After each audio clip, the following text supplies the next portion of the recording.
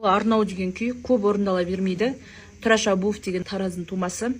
25 қазақтың жас сарбазы бір күнде қайтыс болып, соны взвод командирі болған екен, соғыс уақытында. Соны өз көзімен көріп қынжылған Арнау деп аталады. Қанмен жас біздің батырларымыздың жанымен келген осы тәуелсіздігіміз жеңіс күні баршамызға құтты болсын.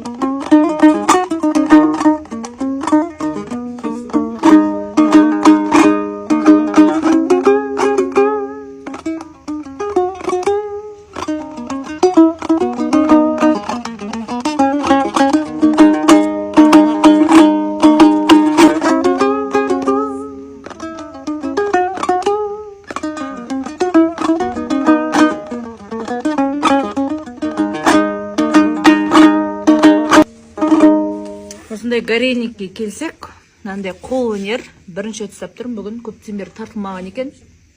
Қол өнер осындай қазақтың дәстүрін дамытып, горельникте біздің Алатаудың баурайында осындай жағдай жасап қойған. Ұйымдастырушыларға рахмет. Қандай керемет табиғат аясында күйімізді шертіп, әнімізді айтып отырған жайымыз бар. Жеңіс күні құтты болсын.